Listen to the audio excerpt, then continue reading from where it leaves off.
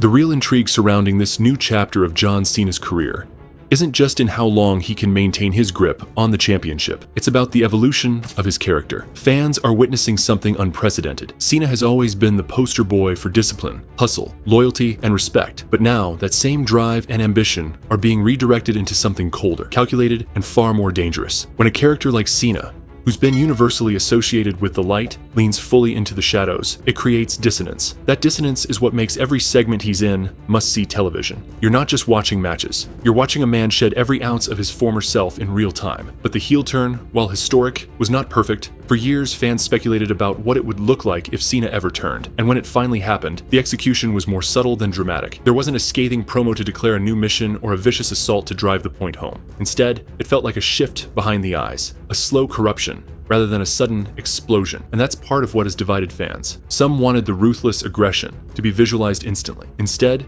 we've been watching a man unlearn everything he used to be. There's something almost Shakespearean about the tragedy of Cena abandoning the moral code that carried him through every major milestone of his career. John Cena has now erased all doubt, with his record-breaking 17th world title win at Wrestlemania 41. Thanks in no small part to Travis Scott, he's made it undeniable that he's the greatest to ever step foot in a wrestling ring. Sure, some might want to slap an asterisk on this reign because of how it unfolded, but let's be real. Did Ric Flair win all 16 of his championships through pure honor and sportsmanship? Absolutely not. So the outrage is a little performative. This result wasn't even a shock. Anyone really paying attention could see it coming. When Cody Rhodes stood tall at the end of the go-home SmackDown, that was the giveaway. It was classic WWE foreshadowing, and Cena's victory was basically telegraphed from that moment. But now the bigger question looms. How exactly is Cena going to ruin wrestling now that he's holding the most coveted prize in the company? It's not an exaggeration to say WWE could have done a much better job with the John Cena heel turn. The momentum, the potential, the narrative weight, it all should have amounted to something seismic. But somehow, the first 2 appearances he made after turning heel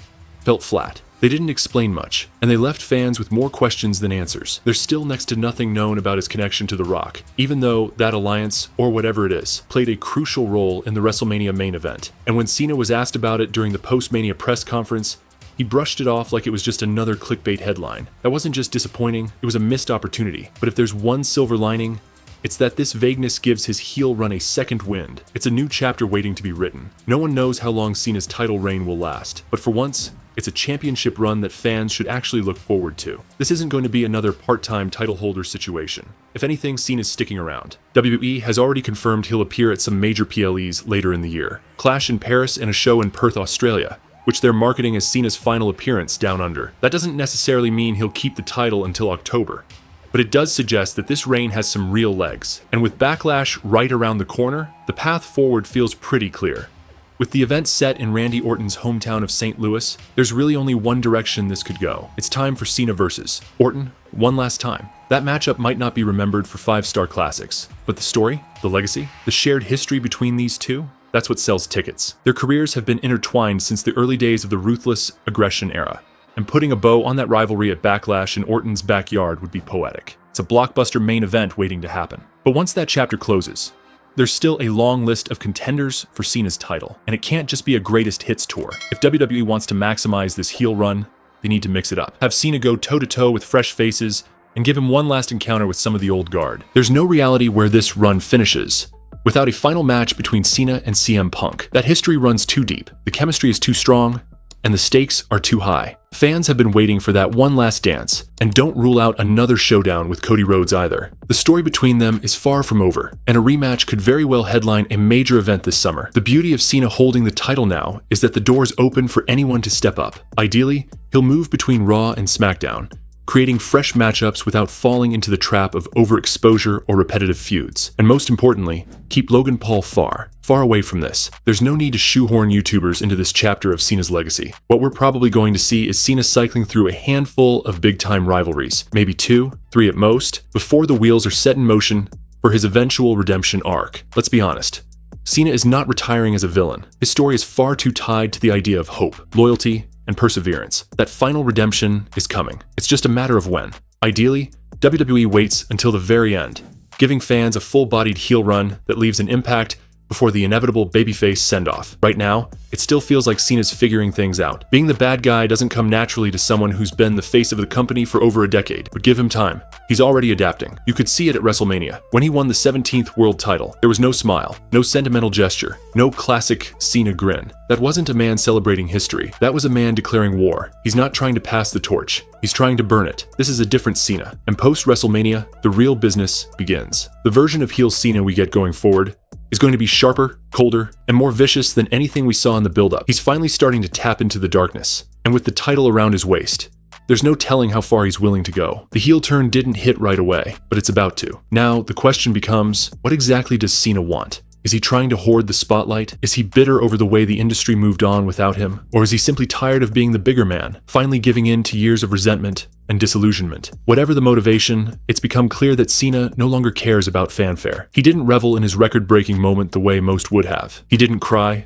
He didn't point to the heavens, and he didn't raise his title with pride. He held it like it was a weapon. The way he stared into the crowd that night wasn't the look of a man celebrating a lifetime achievement. It was the glare of someone who believes he's still owed more. That changes everything, because now every challenger is not just up against a legendary performer. They're up against someone who feels entitled to dominate the industry, not just participate in it. That chip on Cena's shoulder makes him more volatile, more unpredictable, and much harder to defeat. And as the reign continues, that dynamic will only grow. The longer he holds the belt, the more dangerous he becomes. The record isn't just broken, it's being stretched into something mythical. Every defense adds to the aura. Every mind game adds to the menace. And WWE has to be careful to pace this out properly, because a reign like this can't be wasted on filler feuds or meaningless wins. That's why it's crucial that Cena's upcoming matches have narrative weight. Randy Orton in St. Louis makes perfect sense because of the emotional core. There's history there, a brotherhood turned bitter rivalry, and a shared understanding of what this business takes from you.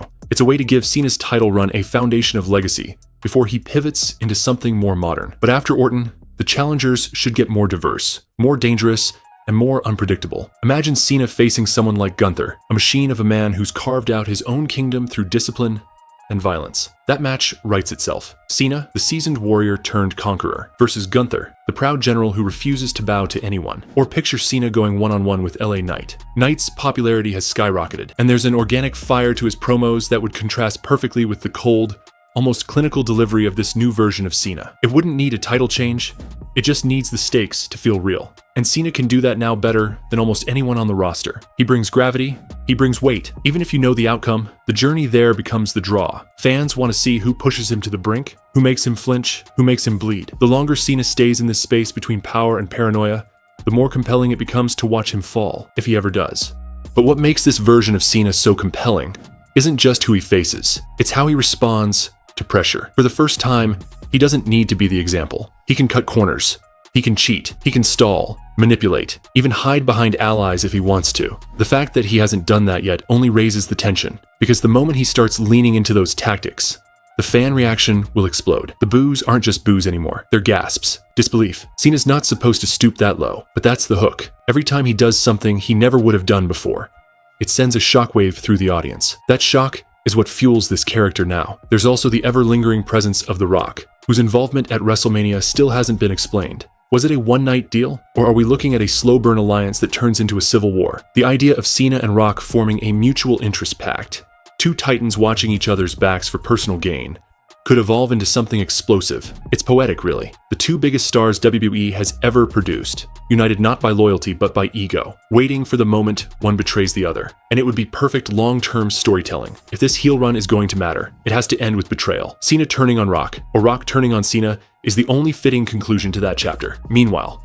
you also have CM Punk hovering in the background. The real-life tension, the unfinished storylines, the legendary promos, it all begs for one final showdown. Punk coming back as the anti-hero who wants to restore credibility while Cena runs roughshod over the roster, that's magic. And if Punk were to be the one to dethrone Cena, it would be the kind of full-circle moment that defines eras. But for that to mean something, Cena has to run wild first. He has to brutalize, dominate, humiliate. He has to make the fans beg for someone to shut him up. Only then will the climax have weight. Only then will the defeat matter. And if it's not Punk, it needs to be someone who feels equally inevitable. Someone like Cody Rhodes might fit that role. Their stories are intertwined now. Cody was the hero WWE pushed, the man they wanted to carry the next decade, and Cena took that from him in one night. That's not just a wrestling storyline, It's a generational conflict, Cena refusing to step aside, Cody refusing to be denied. And when they finally face off again, it needs to feel like a war. The match doesn't even need to be about the title. It needs to be about legacy, about pride,